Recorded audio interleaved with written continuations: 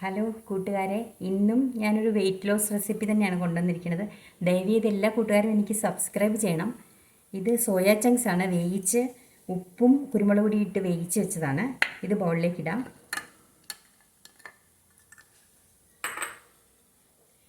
ഇത് ക്യാപ്സിക്കം, ഇതും ഉപ്പും ശകലം കുരുമുളക് പൊടിയും ഇത്തിരി ചാറ്റ് മസാല ഇട്ട് വേവിച്ചതാണ്. ഇതും ബൗളിലേക്ക് ഇടാം.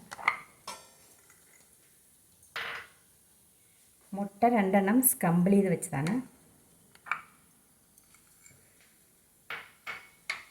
ഉള്ളി ഒരു ചെറിയ സൈസ് അരിഞ്ഞു വെച്ചത്.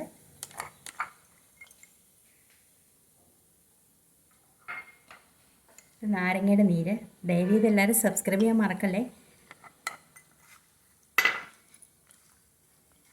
ഉപ്പൊക്കെ ഞാൻ ആവശ്യത്തിന് ഇട്ടുകൊണ്ട്, ഉപ്പും കുരുമുളകും ഇട്ടുകൊണ്ട് പിന്നെ ഇടുന്നില്ല.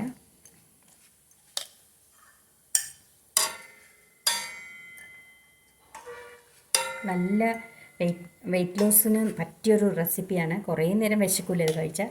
എല്ലാവരും കഴിച്ച് നോക്കണം, എന്നിട്ട് കമൻറ്റ് ചെയ്യണം.